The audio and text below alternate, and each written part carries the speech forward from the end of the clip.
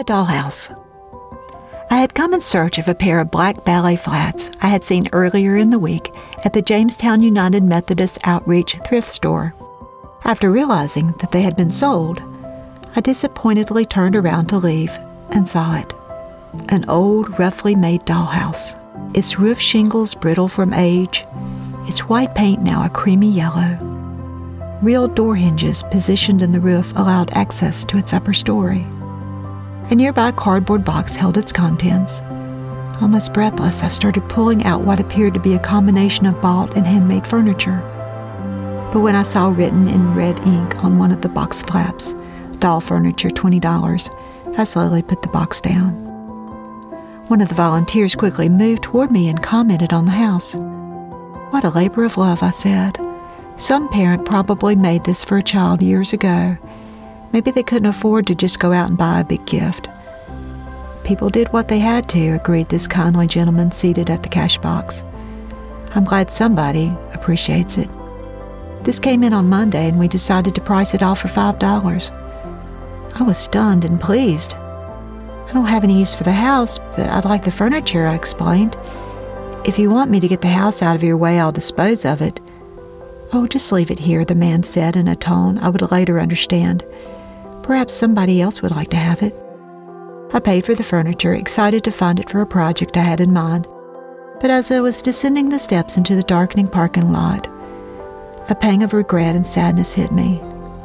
All that time, all that love, all that Christmas excitement to put together this dollhouse, and now I was pulling it apart. It needed to stay together.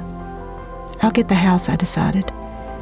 I was just too tired that night and then found I could not get back to the thrift store until the following Saturday. I made sure to get there early and was relieved to find the house was still there. Unlike most old items that reek of must and mildew, as I drove home, the sun coming through my car's back glass heated the house, and the most wonderful aroma, reminding me of hot wax, pine, and leather, filled the air. I first took the house to show my brother Chris.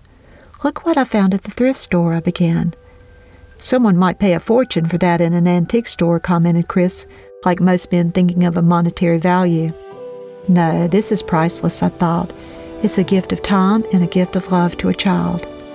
I asked my friend Nancy Willis, who's 88 and has an excellent memory, to help me date the house. She saw items dating to as early as the 1920s, perhaps pieces from an earlier generation passed down. Her father had made a dollhouse for her when she was around 3 or 4. She recalls him using dolls like the one in this house and a couple of similar pieces of furniture. I noted the house goes back to the days when modesty prevented even the representation of a commode, back to the days when our society knew how to blush.